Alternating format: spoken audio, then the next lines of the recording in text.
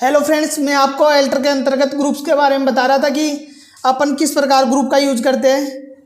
तो एल्टर में मैं क्या कर सकता हूँ, बाय डिफ़ॉल्ट बने हुए ग्रुप को देख भी सकता हूँ। और मैं आपको डिपॉजिट एसेट्स तक बता चुका था कि डिपॉजिट एसेट्स क्या होती है। इसके बाद में नेक्स्ट दे रहेगा डायरेक्ट एक्सपेंसेज। डायरेक्ट एक्सपेंसेज सबसे पहले तो अपने को ये पता होना चाहिए कि डायरेक्ट एक्सपेंसेज कौन से होते हैं।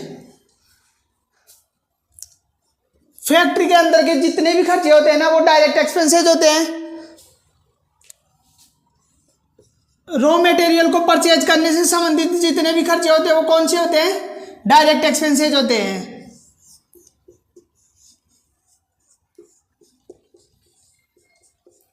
यह मैं बोल सकता हूं फैक्ट्री के अंदर के खर्चे।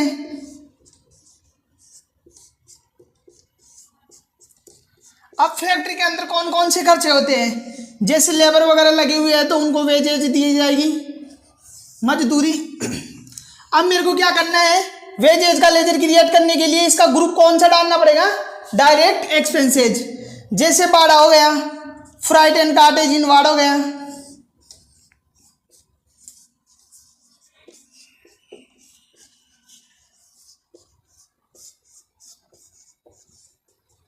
अब ये भी कौन सा होगा, डायरेक्ट एक्सपेंसेज होगा।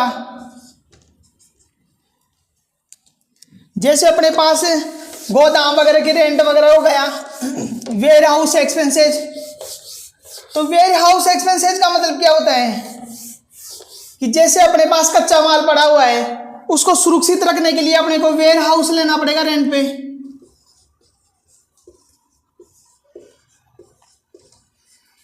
Ware house expenses. अब जब मैं वेयर हाउस एक्सपेंसेज का लेजर बनाऊंगा तो इसके अंडर में क्या आएगा, डायरेक्ट एक्सपेंसेज।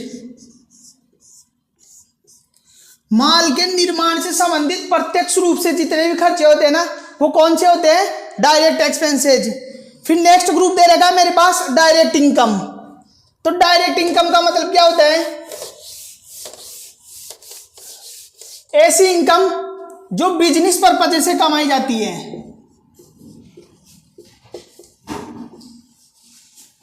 बिजनेस पर्पज से जो इनकम कमाई जाती है वो कौन सी इनकम होती है, डायरेक्ट इनकम।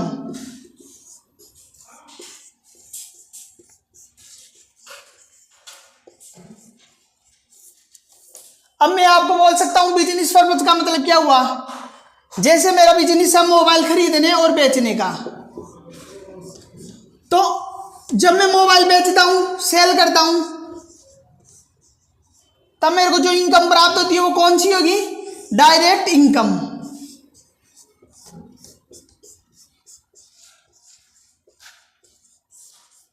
तो सेल के लेजर के अंदर में क्या आएगा, इनकम। फिर नेक्स्ट ऑप्शन दे रहेगा मेरे पास duties and taxes. Duties and taxes का मतलब क्या है, जैसे मेरे पास जीएसटी हो गई, जीएसटी से संबंधित जितने भी लेजर्स होते हैं, टीडीएस से संबंधित जितने भी लेजर्स होते हैं, सेस से संबंधित जितने भी लेजर्स होते हैं, उनके अंडर में क्या आएगा, duties and taxes. Duties and taxes group दे रखा है। ये क्या है, इस ग्रुप का कब यूज किया जाएगा, कौन से लेजर के अंतर्गत यूज किया जाएगा।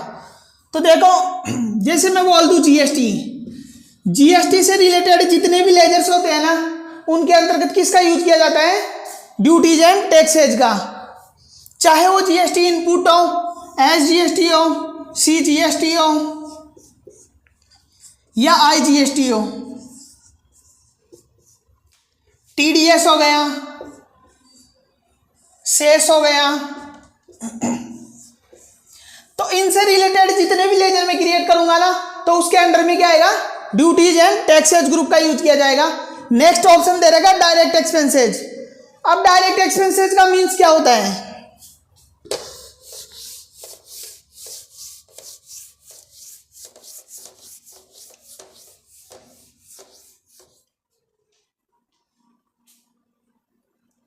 वही डायरेक्ट एक्सपेंसेज में अभी आपको बता चुका था। नेक्स्ट वही डायरेक्ट एक्सपेंसेज है ये, और इनडायरेक्ट एक्सपेंसेज दे रखा है। इनडायरेक्ट एक्सपेंसेज का मीन्स क्या होता है,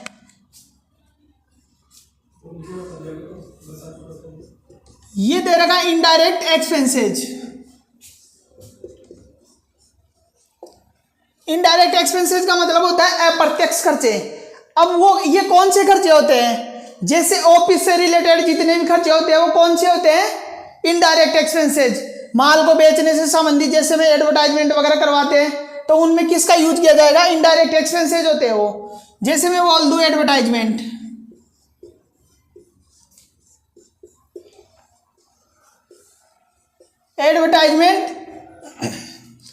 अब एडवर्टाइजमेंट अपन किस लिए करवाते हैं?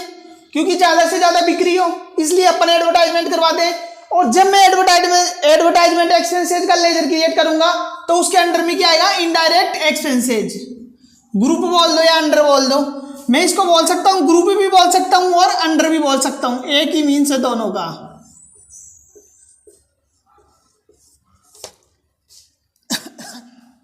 जैसे सैलरी हो गई,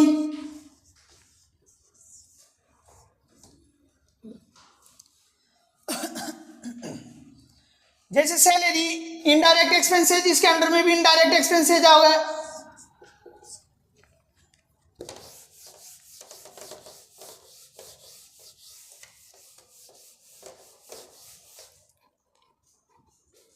जैसे टूर एंड ट्रेवल एक्सपेंसेज हो गया,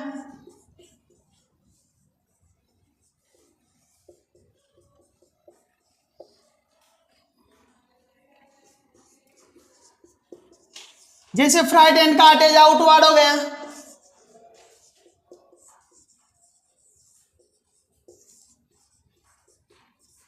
सही, कुल मिला के बात ये है कि माल को बेचने से रिलेटेड जितने भी खर्चे होते हैं तो वो कौन से होते हैं? Indirect expenses. यानी मैं बोल सकता हूं फैक्ट्री के बाहर के जितने भी खर्चे हैं वो कौन से होंगे? Indirect expenses. तो ऐसे खर्चे जिनके अंडर में क्या आएगा? Indirect expenses. फिर नेक्स्ट ग्रुप दे रखा है मेरे पास फिक्स एसेट्स। फिक्स एसेट्स का मीन्स क्या होता है? स्थायी संपत्तियां। अब ये कौन सी संपत्तियां होती है?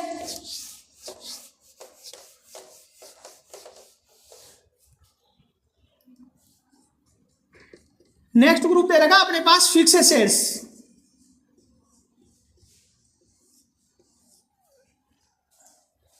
जैसे अपन फैक्ट्री के लिए मशीनरी खरीदते हैं तो मशीनरी के अंडर में क्या आएगा? ग्रुप में क्या आएगा? Fix assets. और फिक्स एसेट्स के बारे में मैं आपको फर्स्ट क्लास में बता चुका था। ऐसी संपत्तियां जो बिजनेस में लंबे समय तक टिकी रहे और अपने को बेनिफिट कमा के दे तो मैं बोल सकता हूं उनको फिक्स एसेट्स। मशीनरी हो गया, कार हो गया, एसी हो गया, इलेक्ट्रिसिटी फिटिंग हो गया,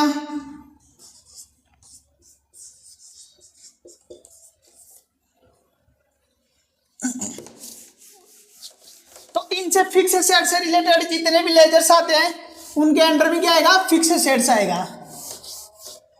फिर नेक्स्ट ऑप्शन दे रहेगा इनकम, डायरेक्ट इनकम, जो मैं आपको पहले बता चुका था डायरेक्ट इनकम। इससे पहले ऑप्शन दे रहेगा डायरेक्ट इनकम, इनडायरेक्ट इनकम। अब इनडायरेक्ट इनकम का यूज किस लिए होता है? यहां पे ग्रुप दे रहेगा इनडायरेक्ट इनकम।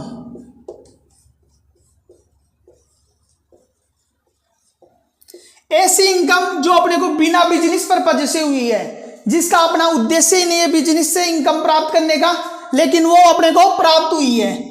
तो बिना बिजनेस पर्पज से जो इनकम प्राप्त होती है उसको मैं क्या बोल सकता हूं? Indirect income.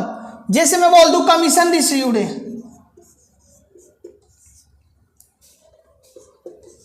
कमीशन रिसीव्ड हो गया, बैंक इंटरेस्ट हो गया,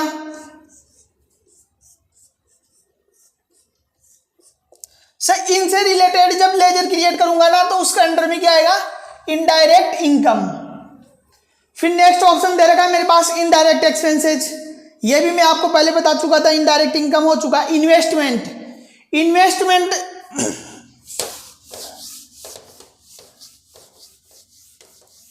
लास्ट टॉपिक है इन्वेस्टमेंट। आज का ये लास्ट ग्रुप बता रहा हूं मैं आपको, इन्वेस्टमेंट। इन्वेस्टमेंट का मतलब क्या है? निवेश करना। और अपन क्यों करते हैं? कुछ ना कुछ प्रॉफिट कमाने के लिए।